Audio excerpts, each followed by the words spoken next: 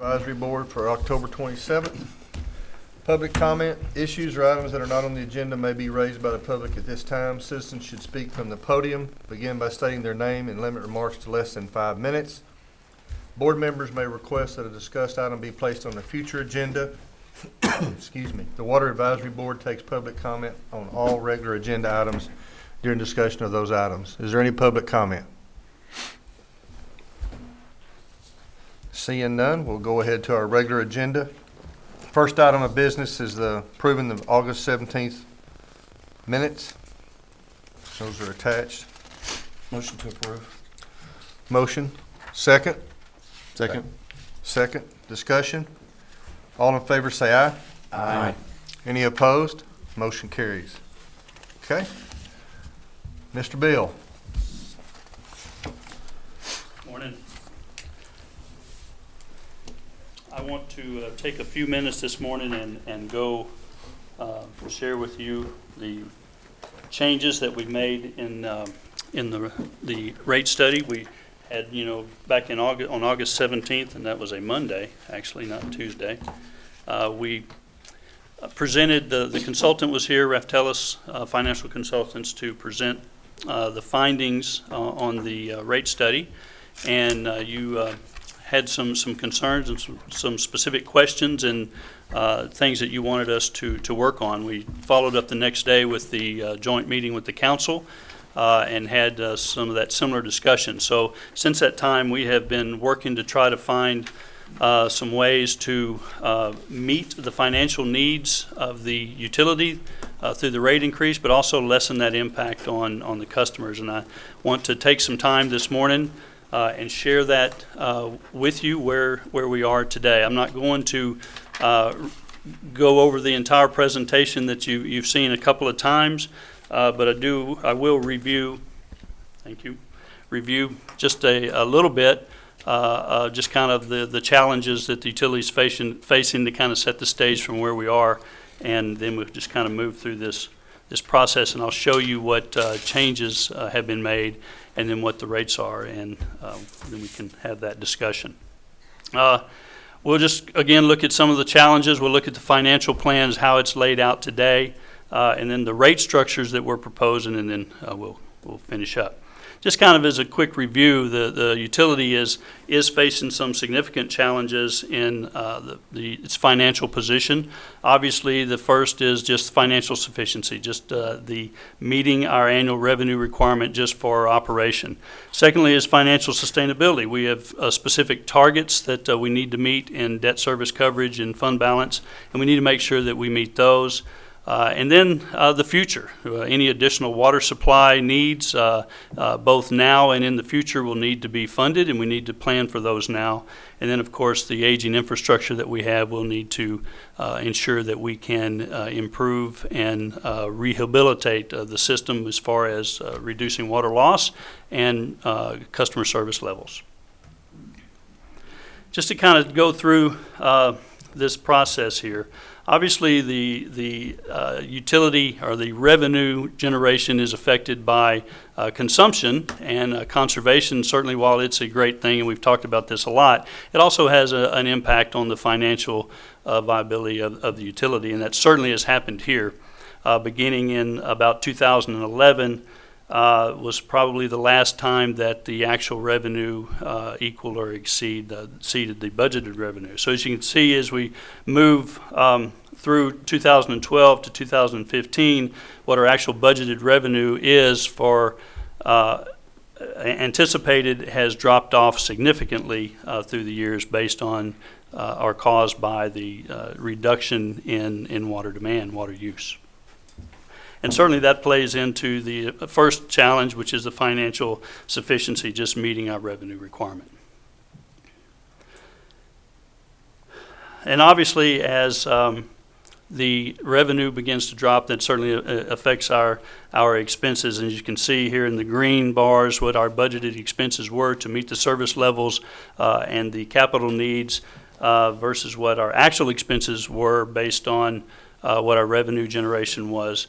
A lot of this was helped, quite honestly, by the fact, or I shouldn't say helped, maybe caused, by the fact that we lost a lot of personnel during this time to the oil field, and we were having a hard time hiring people, so that certainly helped with the reduction in expenses. But it also affects the service levels that we're providing to the community.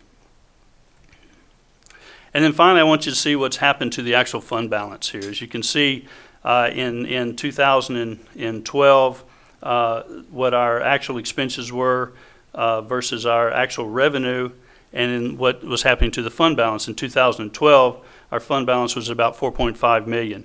But as we begin to move out through the years, you can see that the expenses begin to exceed the revenue as the revenue dropped, and our fund balance has dwindled to, at the end of this year, at about $300,000, and our target is $3.8 million. So we are significantly low in our fund balance within the utility. And obviously this is a scenario that cannot continue, as if any business we would be under. And we are looking at every opportunity to cut our costs. A significant part of our expenses, of course, is salaries and capital. Both of which impact our service levels. And so while we will continue to look at where to reduce costs, I don't think that there's enough reduction available here to be able to make this up and still meet the service levels that we need to meet. So moving forward. One quick question, Bill. Yes, sir. By the first of the year, that's going to be zero, is it not? Yes, sir. It will be. Because you're going into the low revenue That's correct. time of the year, so. It will be. And looking at our financial plan and what the things that we have looked at to work on this issue and to move forward with the rates is, first thing, just the red here is what our revenue baseline with no increase is, and moving out through the 5-year period, that's what's blue is what we've got to make up. So as we move forward, this is in the relationship here, the amount of revenue adjustment that we will need to meet the targets that we've established. Obviously, as you move through the year and you're looking at your financial targets, is that the best plan when you have your operating revenues versus your expenses is that at the end of the year, your revenues are a little more than your surplus, so that your expenditure, so you have a slight surplus to build your fund balance. That's obviously the ideal situation, but as you know, with any utility, when our usage patterns are govern our revenue generation, then as we see weather patterns change, we see our usage patterns change, and so that affects on a year-to-year basis what our revenue versus our expenditures are. So the idea through this 5-year plan is that works out over the 5 years. So sometimes your revenue should be, your surplus should be higher than others because it's going to be less on some years. So as you normalize those years in your planning, over the 5-year period, it should equal to meet your targets. And our target, of course, for cash on hand or our fund balance is 75 days. There's a comment here that the consultant had made that the highest rated utilities have as much as 2 years. I don't think that's realistic for this utility, but certainly 75 days is a minimum of what we would want to have cash on hand. And then our debt service coverage, the goal there is 1.25 times. Some of the key assumptions that were considered in this financial plan as far as capital anyway is obviously water main replacements. That's a critical component that we need to focus on. We also have, the issue of, as you're well aware of the street project, and it's a high priority for the council, and they've found ways to fund some street rehabilitation. And at the same time, we need to be able to fund water line improvements that are within those streets that need to be funded. So we've got to keep that in mind as we move forward on how we fund that and fold that into our rehabilitation program. We've got some... You were trying to stay a step ahead of them, right? Absolutely. Yes, sir. Because it sure would be horribly disappointing that they rebuild a road and then next year you go through and dig up the road. I think that would be a bad idea. A very bad idea. And I know in the way past we've done that. and I'm sure, well, I know for a fact, Angelo is not alone in that practice, but it is, we know that we have some very specific water and sewer rehabilitation needs. We need to meld that program with the street program to have the best impact for this community. And we have some requirements or some improvements that we need to make at the treatment plant. We're doing some of those this year, but we need to continue that process. And then on the wastewater side, we have obviously the collection line rehabilitation needs, lift station rehabilitation needs, and then some improvements at the wastewater treatment plant. And of course, the biggest driver of capital is any future water supply projects that we need to do. Looking at the water supply and future water supply, this plan was based on the reuse project, and so that is estimated at $136 million. We have split that, if you will, $80 million to the water utility side and $56 million to the water reclamation side. That we think is a fair split of the money based on the improvements that will be done in each one of those utilities. That anticipates borrowing the money in 2017 and having the first full debt service payment in 2018. It's a 25-year term at 3.25% interest, and you might recall in the last plan we had it at 5%, then we'd reduce that to 4.5, and then working with Mr. Boyd, we have looked at the obviously as best the crystal ball will allow is what the interest rates would be, both in the private market and also in the state-funded loan. And so we think that the 3.25% right now is somewhat realistic. Obviously, we'll have to keep an eye on that for whatever we do and adjust that accordingly.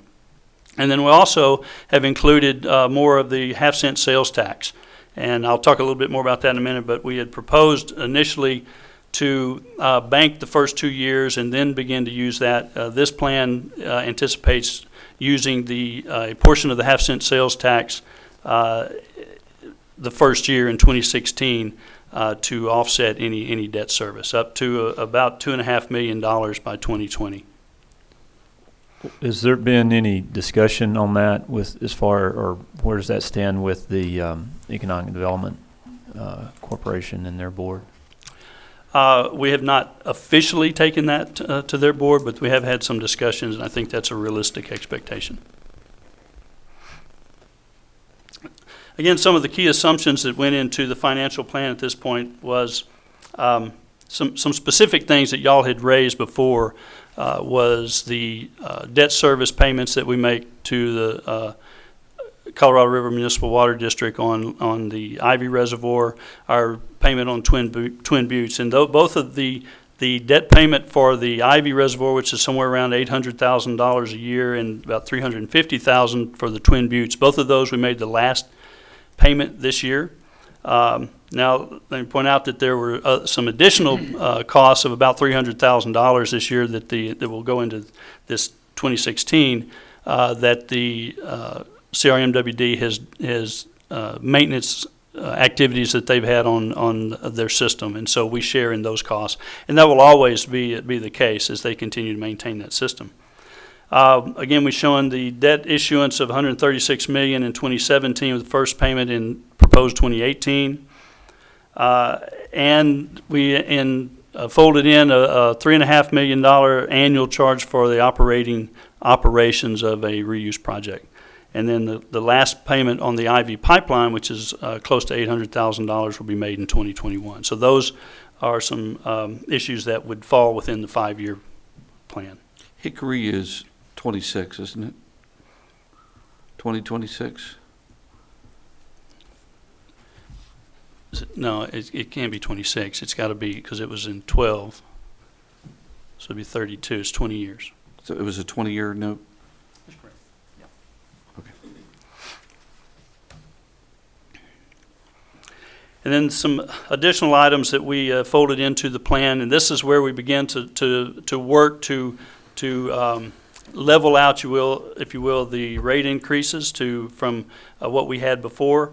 One of those things was a transfer from the general fund of $1.8 million, and then We had, again, the additional half-cent sales tax revenue that would begin at about $1 million in 2016 and ramp up to about almost $2.5 million by 2020. And it goes to that pretty quickly. I don't have those numbers specifically in front of me, but it ramps up pretty quickly to the $2 million. We have the water user charge adjustments. Basically the cost of service adjustment between residential and non-residential. We had anticipated waiting a year for that, but we actually, in this plan, there was no reason really to do that. We're still going to do it over a 3-year period, but we begin the first year of moving towards the cost of service. And then that just means that by 2019, the water user charge adjustments for all classes would become the same at that point. And then the water reclamation, that's an across-the-board water adjustment. There's no cost of service adjustment there. Kendall, I looked at that 2026 is when we can't bank water anymore at the Hickory. I looked at my notes. That is right. That is a significant date with Hickory. Yeah. But that's. I have these dates running in my head. So what that does is this shows what the actual dollar rate increase would be under this plan. It was a little over 10, and I'll show you a comparison of that in just a minute in the previous plan. But that's moved to $5.88 in the first year. And this is a combined bill of both water and sewer. And then you can see as we move out the years what that changes to. This kind of shows it does show a comparison of what we had presented last time. That the initial increase in the first year was $10.23 again in the combined, but we've been able to lower that to $5.88. And as you move through the years, you can see the different adjustments there. But ultimately, at the end of the 5 years, it's about $3 cheaper than what it would have been. We had proposed $82, and now it's a little over $79. So this, and I that think, gets you the same results. it does. Yes, sir. And part of that's because how we moved the debt service between the two utilities a little bit. So it Well, affects it's interest rate and going from 20 to 25 years, basically. That's right. That's the two main differences. that helped that as well. And again, just to show the comparison beginning what it is today in the combined, what it would be at the end of the 5-year period. And this shows the different the difference between the water and the water reclamation, what the actual rate increases for each one of those utilities would be. In the water, it would be $3.45 the first year. In the water reclamation, $2.43, and you can see what the percentages are important. You can see what those are for each one of the utilities. Now, what this does for us is it does achieve the goals that we had established from a total revenue requirement. You can see that the red bar shows the existing revenues, and the blue vertical bars are what the revenue requirement are, and then of course the yellow or whatever that is shows what our revenue would do over that period of time. Shows that the days O&M would be we would meet our goals of the 75 days O&M, and then the debt service coverage goals would be met as well. When do you meet that? Well, I can't see the date. When is that met? That We actually meet the debt service coverage the previous, in the first year in the water utility. but when do we hit the 75 day? I guess was the question. 75 days we actually did not hit. We hit it in 2018, 18. but then it drops back down. This kind of plays to what I was saying earlier, where your revenue obviously is not a steady stream based on, and so. But from 18 going forward, we meet it going forward. Right. It's right, yeah, it's right at the 75. At the Yeah. end, in 2020, it's at 73 days or something like that. I actually have those numbers, I think, in one of these slides, Dan. So this is actually going to show I'll show you exactly what the rates that we are proposing are. This first just shows the phase into cost of service.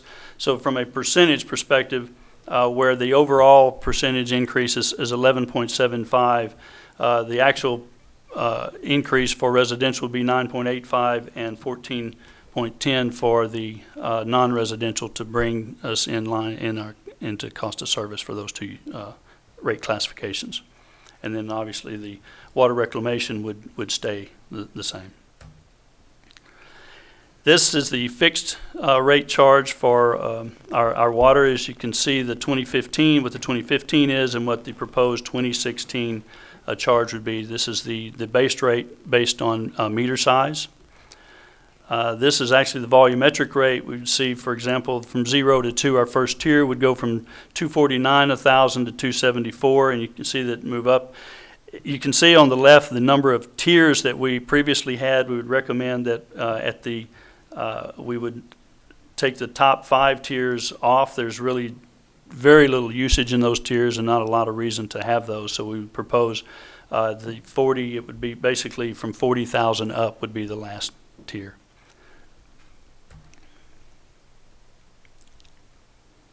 For the non-residential, the volumetric rate would go from $4 a thousand to $4.62. And then we've also proposed that basically we have residential and non-residential. We previously have multiple rate classes, and there's just no reason. There's not a significant amount of usage difference in those to have that. It just complicates the rate structure.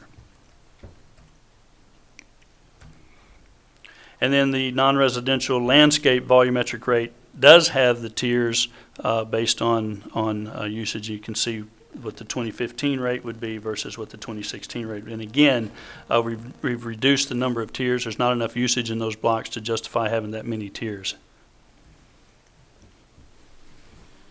And this is the untreated volumetric rate for any untreated water.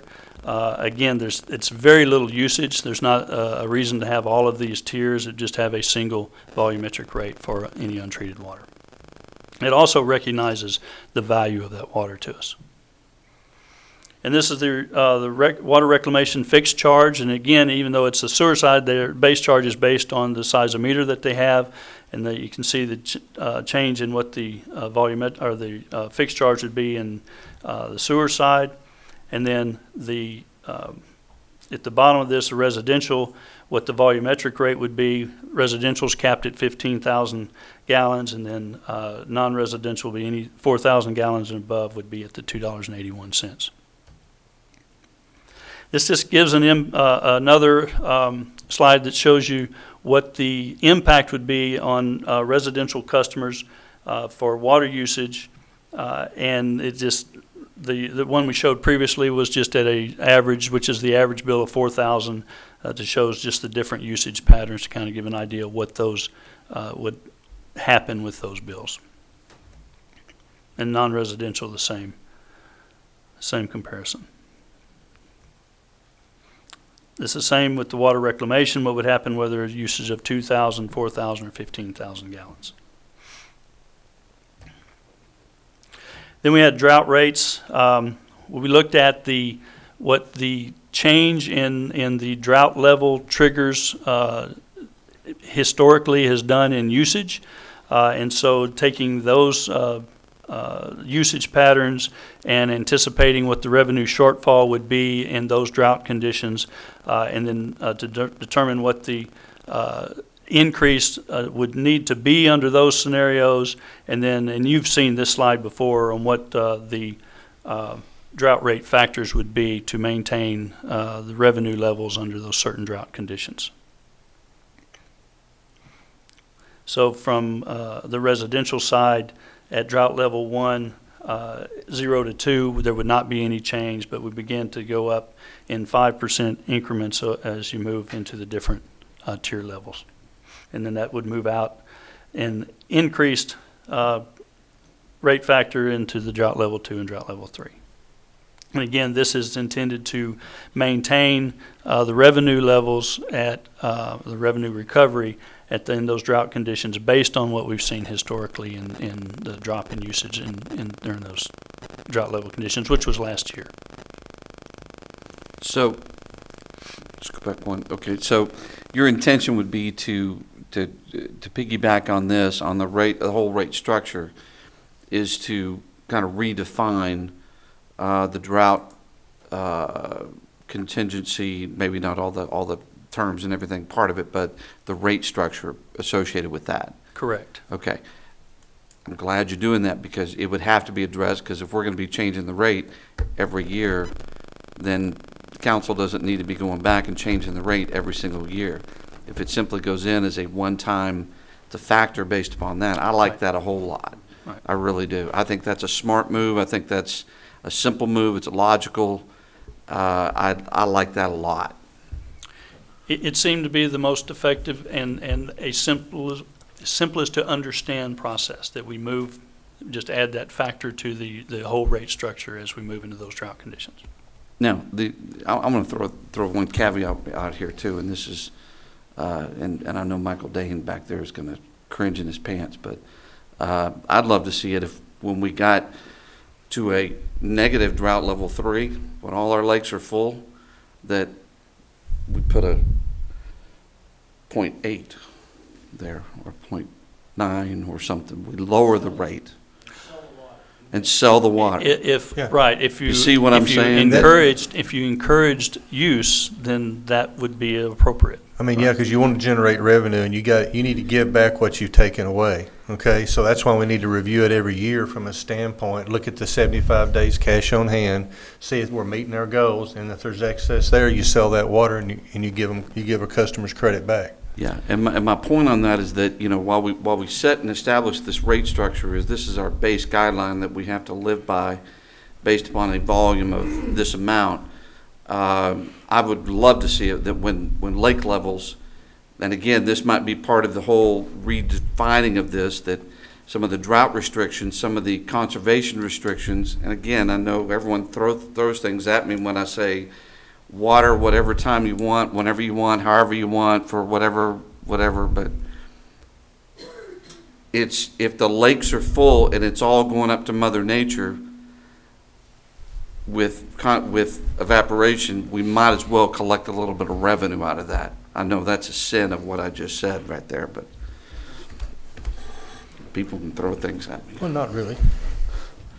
I'm serious. I just think that if we can get, if instead of it just all evaporating it away, we might as well generate some kind of revenue. And I don't Without a disagree. doubt. The city currently has in place a requirement to look at excess fund balance, I guess, to make some adjustment with that for the citizens.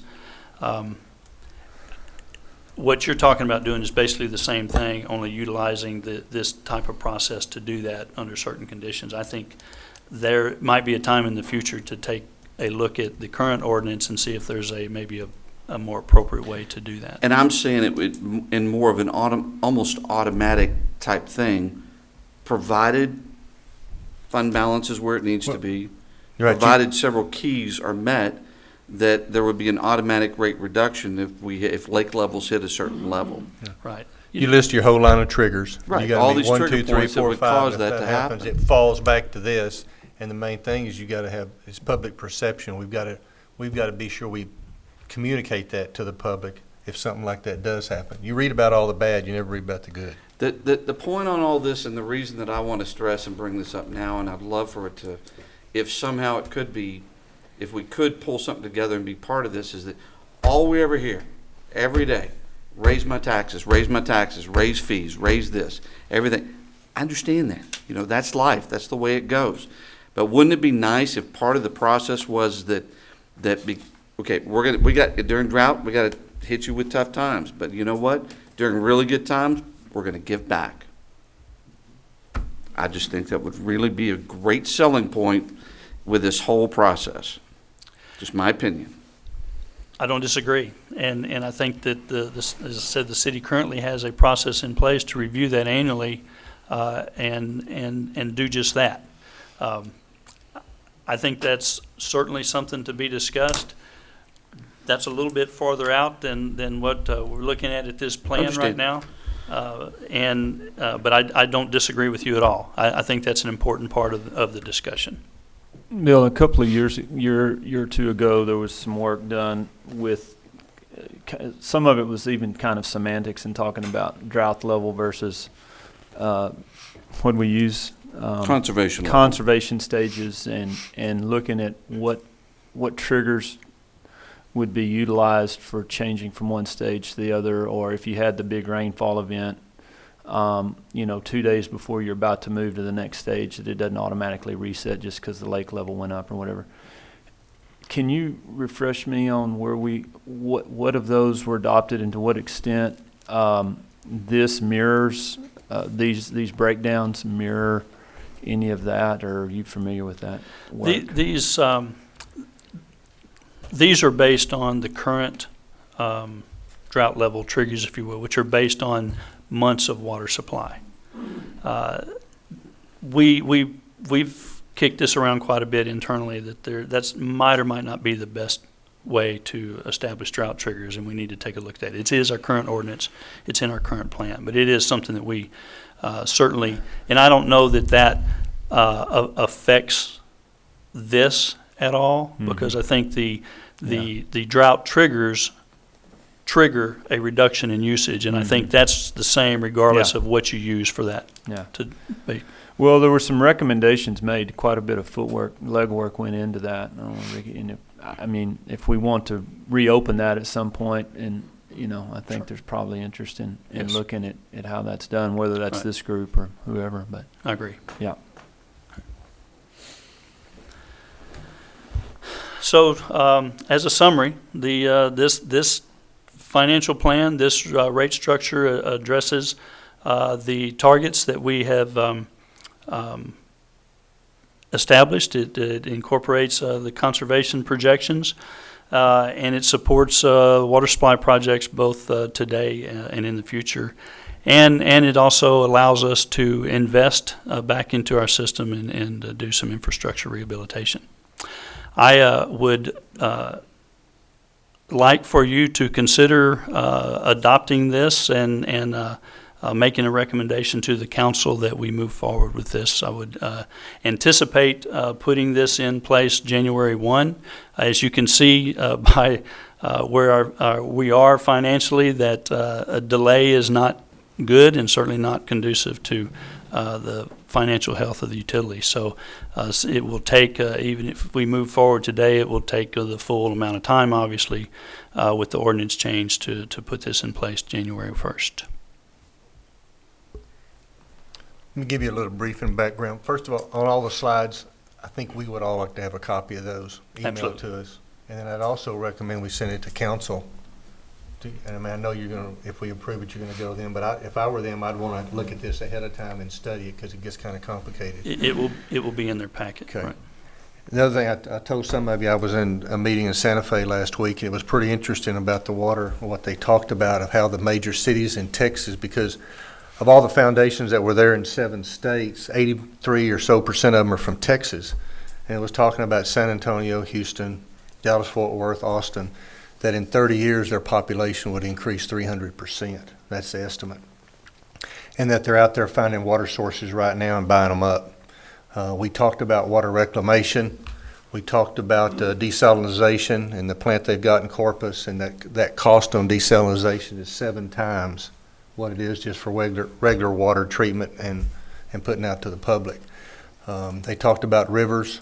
They talked about recapturing brackish water, and that's probably still pretty new. They didn't have many answers on that, but they said they're going to explore it because they felt like that's a source of water, especially that's close to us or close to anybody in West Texas that's got some oil activity going on, no matter how much or how small it is right now. But it was a good meeting. They kind of reemphasized, I think, what we're talking about. What it did bring to my mind is that we're in West Texas and we've got to have water. And we need to act on it sooner than later and figure out what's the best opportunities for us and continue to look at them for the next 10 or 20 years. So, I like them. The numbers we used here to let you know, we went back and looked at the state money to borrow. It's 2.7% right now. The city's rating through S&P and AA right now is a big A, little A2, or it's a AA plus. It's a good rating. I did talk to the city and ask them if we could borrow some money from their general fund, because they don't make much money on their money. They're at the minimum days cash on hand. And correct me if I'm wrong, Michael, but there's just not enough money there. for us to borrow money, because I figured it would be a very inexpensive source for us. So I think the numbers that we worked on a couple of weeks ago are very realistic. I like getting part of it below 10%. I think that's important to a public perception. I think if we can cut it down to the 588, which is basically cutting it in half, 25 years is normal. I go back to reviewing it every year and seeing how we need to adjust it. We realize these are the target numbers today, but I think 3.25 is probably a pretty good rate from talking to people at the state at the time we would implement the project and have it up and going by 2017. So give you a little background. Other comments? A question, and of course, we're going through this project over on the county side. Is the deficiency in our fund balance, how much effect is it having on potentially what we pay for our money? Is there a mechanism to restore at least part of that in one direction, or is, in this particular case, since they're primarily revenue bonds, it doesn't make a lot of difference? I think it depends on where the source of money is. If we borrowed money from the state, I don't think it will have an impact, especially if we implement a rate increase in rate structure that Program. correct. And I will yield to Tina or Michael to talk about where we are, but I certainly this would hurt your ability to borrow money effectively. Again, unless I think probably having the rate structure in place to rectify that would certainly help that situation. The answer is probably very little or none at all at this point. If you ask the reverse, if our fund balances were at their targets, would that create a lower interest rate? Probably not. So it's one of the factors that they use, but we're not so unhealthy at this point that that would be a problem. Probably the greater impact, certainly the greater impact, would be the existence of this plan that you have created. This plan moving forward that says this is where we are now, we recognize it, and we're going to take these action steps to improve that condition, speaks volumes. So the reverse of that question would be, if we don't act, would it have an impact? Yes, it could have. Obviously, those rating agencies set those ratings, and so we can't guarantee what they will or won't do. But there is a risk that our rating will go down if we fail to act in what would be a prudent, ordinary fashion. So failure to act does create downward pressure on those ratings, upward pressure on the interest rates, obviously. Greater risk, both financially and operationally. Good question. Other questions? Anybody? I Comments? want to go back to the rate just so we can see what we're looking at. Which Oh, I don't know You want to go to the 588? yeah.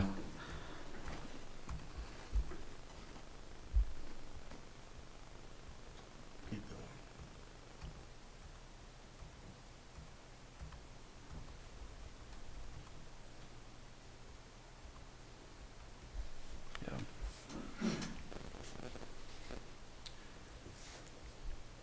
I do have the other one that shows it broken out between the two utilities, if you would rather take a look at that one. That's fine. I just thought everyone may want to kind of see exactly what it is what's laid out there.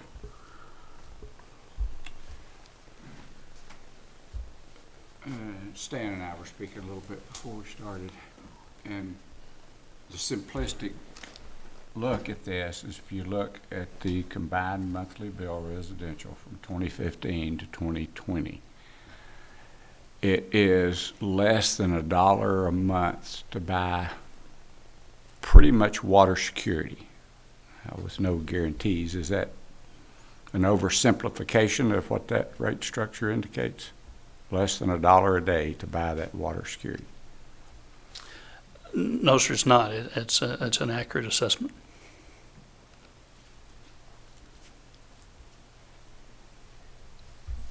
I mean, does anybody disagree? I don't know what choice we've got. I mean, we've got to make that work, and you've got a plan.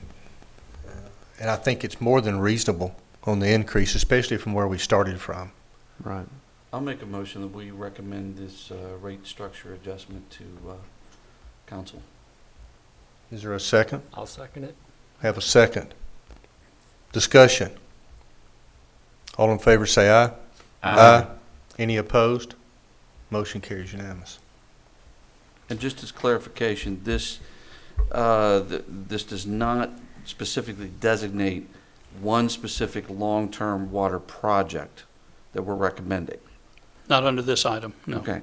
This is simply funding for a project. Correct. Roger.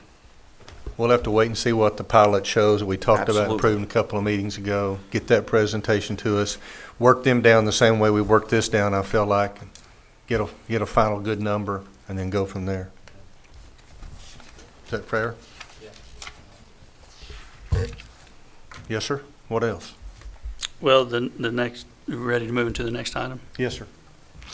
I wanted to give you an update just where we were with the pilot project, just so that you understand where that is. I also want to talk to specifically what you just said, Mr. Boyd, on the timing of that project, because might not be necessarily in agreement with you on how we ought to proceed with that. First off, on the pilot, we are just in the first stages of it. They're just in the process of getting it delivered and constructed, and we are continuing to work with the consultants on the protocol for that, and also working with the state on that protocol and the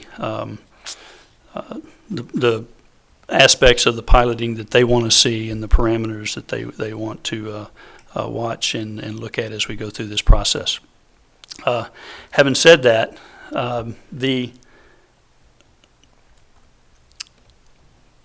our water use, our water availability, as you know, has not increased significantly, if any at all, through the recent rain events that we've had. And we can blame Jonathan for that. He doesn't let it rain in the right spot. Got to blame somebody. One of the things that it pointed out to me, I mean, as you looked at what happened this last rain event, it rained all around us significantly. And Lake Ivy, our primary water supply source, did nothing. It just, to me, kind of points out, again, I think the thing that we all know and been talking about, the vulnerability of the reservoirs in our water supply. Having said that, currently, without any significant runoff, Ivy would probably not be available to us in January 2017. Now, historically, we've seen some change in that and inch out a little bit. But the reality is it could be that date. So my concern is that we don't sit and we don't wait. We move forward with a project that helps us shore up our water supplies. And does not rely on rain. I think that's something that we need to look at for the future. Would be long-term supplies, that whether that's surface water, groundwater, or whatever it might be, we continue that process. But I think it's important that we move forward with this reuse project that can supply up to and maybe more than 7 million gallons a day, so that with that project and with the Hickory project, we could meet our daily needs for this community. Once we have that in place, we have secured ourselves, and we can continue to look for long-term supplies for this community. What I would like to do is I would like to get your recommendation and your to the council that we move forward with negotiating the contract with the consultants that are working with us on the pilot.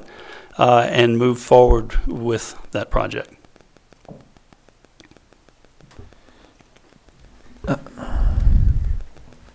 Comments? I've got a question about just stepping back a minute and looking at communities that have already implemented this type of project, and I guess have it operational at least in a couple of communities in Texas. Correct. And you mentioned some about Abilene.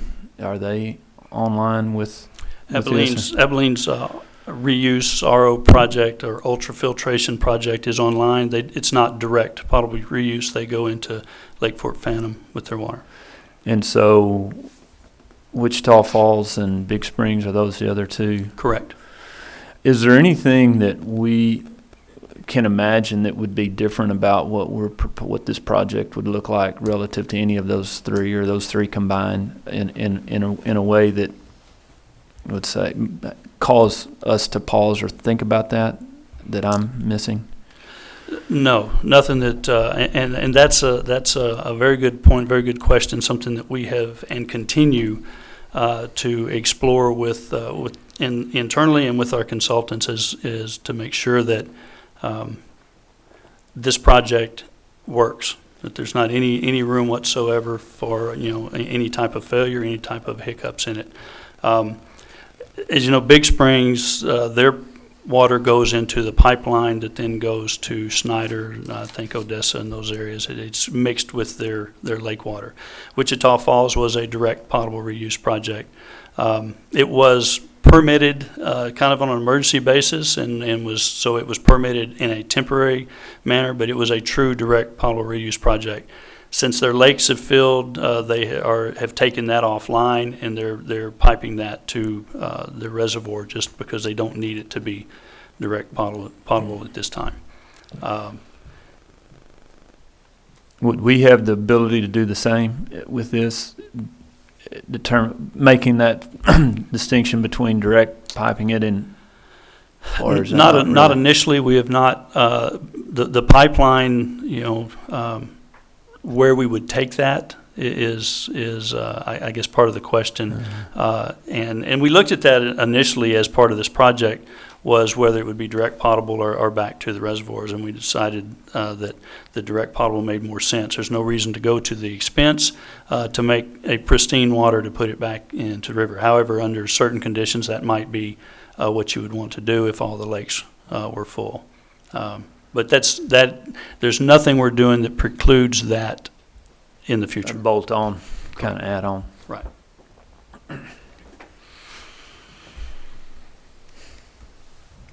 Everybody else, what do you think? I feel like this is water conservation at its best. I don't really see any other way for us to have a reliable, sustainable future with water other than this.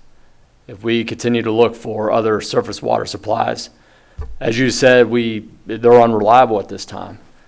And with the way the weather's been the last decade, we're going to continue to see spikes in the reservoirs and dips, and it's just not reliable enough.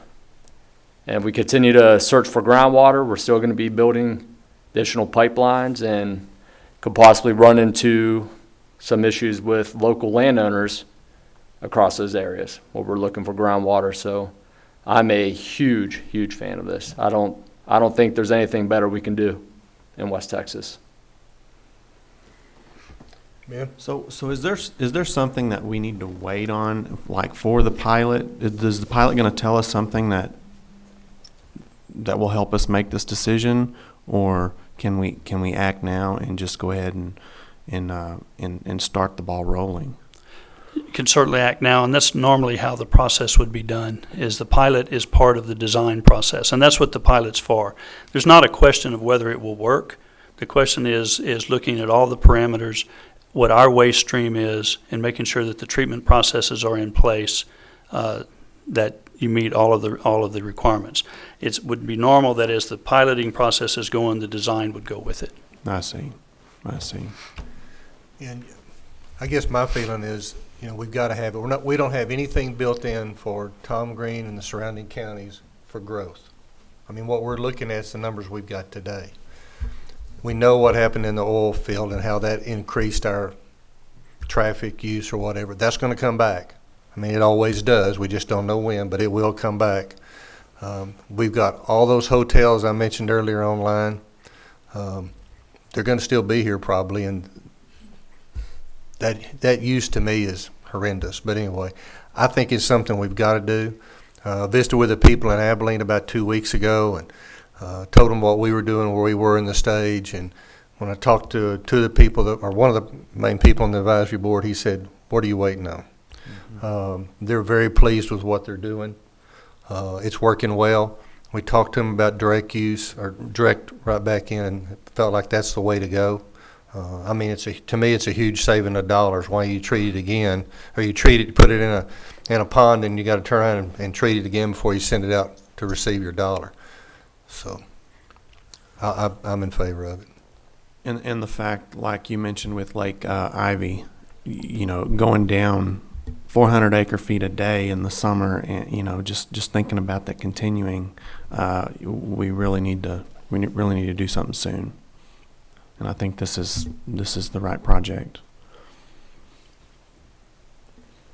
Realistically, what other option do we have at this point in time? Or unrealistically, what other option do we even have at this time? Other than just severe curtailment of usage and restrictions. Those are the two options, Judge, as far as I'm concerned. I have nothing else to bring to the table that can meet the time frame that I think we're looking at. I think it's important that this community continue to look down the road, and I'm not even going to put a time frame to that, for long-term supplies. Again, whether it's groundwater or water coming from somewhere, whatever that might be, I think that's important to do, and that mission is not affected by this.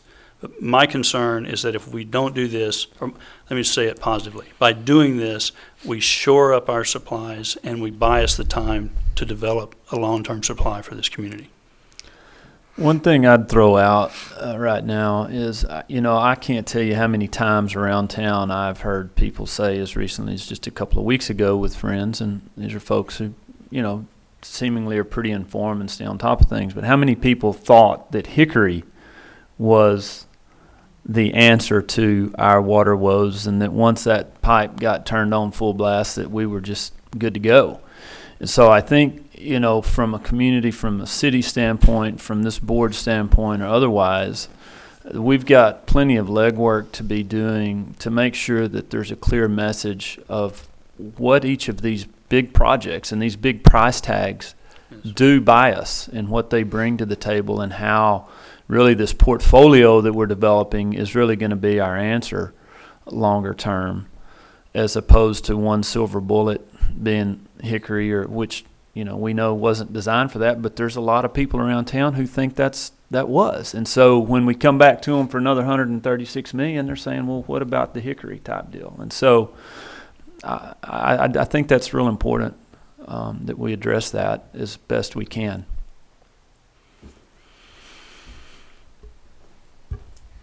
Chuck, Kendall, who wants to go first?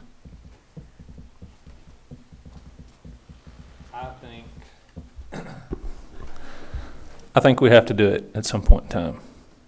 I'm apprehensive.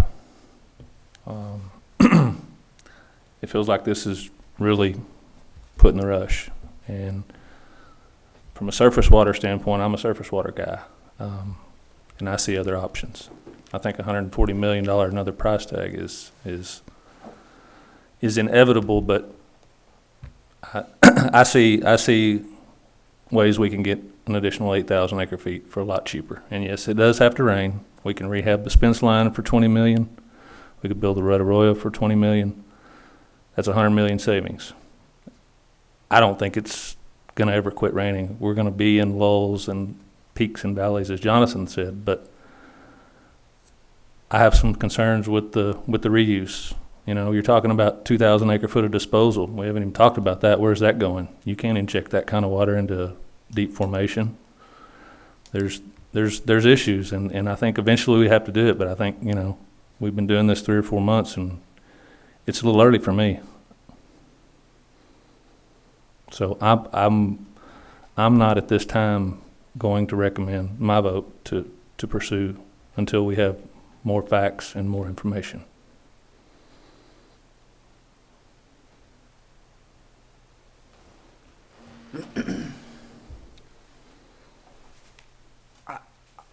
I like the project. I believe it's as many have said, I mean, I think it's inevitable. I think it's something that we're going to have to face.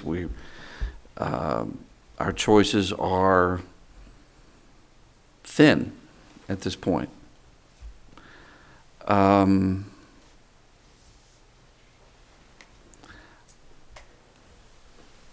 It does seem a little quick, is trying to pull the trigger and bring this in.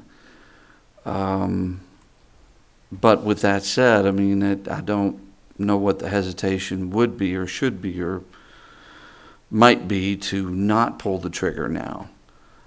I guess the only hesitation I might have is, you know, on some of those other options that, you know, well, be it whether they're big options or viable options, I don't know. You know, whether those have been examined and whether it could be a combination in part of this solution. And I guess what I'm saying is that maybe this plant, instead of it trying to produce 7 million gallons a day, maybe it could be a staged and where it could maybe possibly produce 5 million gallons a day, save a little bit of money, and still able to do another one of these projects that might be a little more, I don't know. So that would be more, my question is, and I know it's the scale of the thing doesn't necessarily, you know, you drop off 2 million gallons a day doesn't necessarily drop off, you know, $50 million. I understand that. I know that. It probably would tend to be a minimal amount that it would drop off, not bringing in enough revenue to cover one of those projects.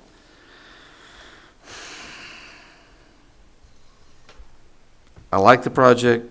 I'm a little surprised that it's being asked today. It's kind of my shock. That's kind of where I am. I wasn't really expecting to have to answer that question today. And I appreciate that. Speaking to Chuck's comments, I don't think in my mind that this project is it expensive. Absolutely, but that precludes us or keeps us from doing any of the other projects in the future that are appropriate to do and that are vetted as a viable water supply and affordable water supply. My concern, again, and I'm not trying to be an alarmist, but we push this off and we're sitting here next year talking about this and there's no water in Ivy. Then I think we made a really bad decision. We pursue this project and we're sitting here next year at this time and Ivy's full. I'd rather be in that situation. Who do we and who can we sell water to? Currently, we sell water to UCRA, who delivers that water to other entities within the county. And I think that's another. It's kind of a side issue, and I don't want to lay this out as the reason we ought to proceed with this project today. But I think it does help us to really take a look and to work with more on a regional basis with this type of project. I think there's opportunities to work with the county who's looking at brackish water. This creates a process that can treat that type of water. So I think that it does open up some opportunities for us to look more on a regional basis. It also, it certainly helps us to continue to meet all of our needs. Yeah, I mean, Chuck, as far as I'm concerned, if it was economically feasible to build the Red Arroyo, I'd recommend to the city, okay, we're going to buy your water, period. You know, give you a guarantee. You say, yeah, that's another project that would provide X amount of percent to the surrounding counties, something that we do have a concern about. And we do that, whether it's through third-party financing, y'all financed or whatever. I think we need that water source too, if it makes sense. I really do. Oh, I agree. I think we need all the water sources. I'm kind of like Kendall. I wasn't really ready to make that decision. I want to, I hate the word study it to death, but I want to look at it a little more. I have some concerns.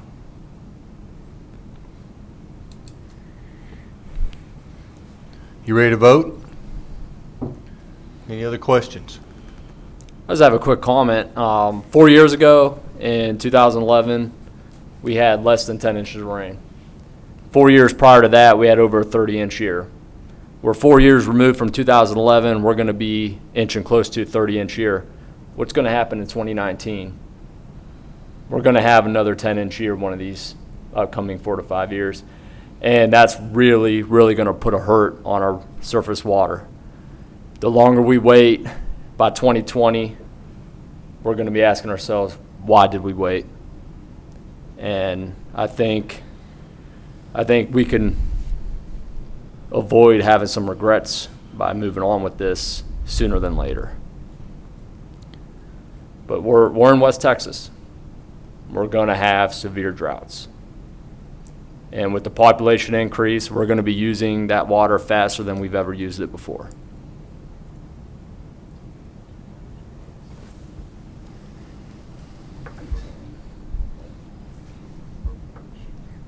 Other comments? So is it imperative, do we have to vote on this now, or can we table it and bring it up next month? You do not, obviously, you do not have to. I would like to take this to the council on November 12th.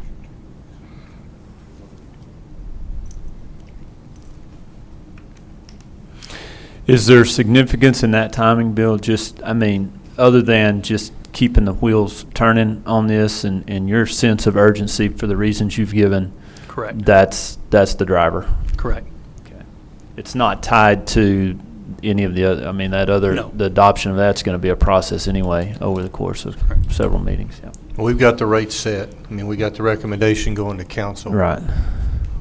Would it be this group's choice to think about it, chew on it a while, have some, one-on-ones if we need to, and then come back to the next meeting and call for a My vote? opinion's going to change in 2 weeks. I don't know Probably either. won't. Probably will be the same as exactly what it is right now. Yeah. But it's going to need to be done. I know everybody's got opinions. We're all different, but I sure think we need to do something, and I think we need to do sooner. And one thing we're not talking about, and I don't know what's going to happen, but you look at the political scene, you look at rates. You make some changes here, and rates go up 100, 150 basis points. Or if we wait a year or two and we see prime going from 3.25% to 5 or 6%, then your numbers are going to grow significantly. Not just a little bit. They're going to be huge. And the debt service on that. And one thing you don't want to do is stretch it out to 30 years. It's just like your residential mortgage. All you're doing is paying somebody interest. You need to look at where you can get the most bang for your buck.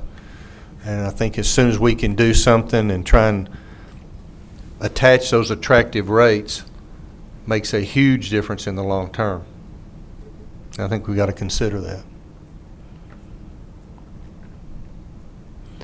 You want to call for a vote?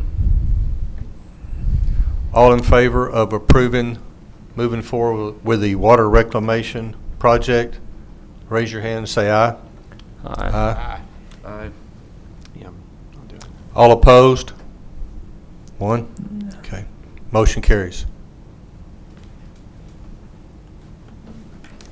Thank you. Yes, sir. Thank you. Announcements, considerations, any future agenda items, anything we want to put on the next agenda from anybody? Got a quick question, Bill. Is the lift pump on Lone Wolf operable to where if we need to use OC, we can use it? It is operable. We are actually looking at that to make sure that it can sustain that, but Good. Could you explain that question real quick? Sure. That's been, I think, racing around in my mind, so I'd like to hear that. There's a pump. When you release water from OC Fisher, it comes down the North Concho. Right. The intake for the city's water treatment plant is above Lone Wolf. Upstream, right. So you have to pump that water over Up. into the Lone Wolf pool so they can use it, so they can take it into the treatment plant. Yeah. Okay, so that's the So only that's- way. that's the way- That's the only way we get any benefit, I mean, from a water us. usage standpoint from Right. Fisher. Is Yeah. You release it out of OC and you pump it back over the dam. Yeah.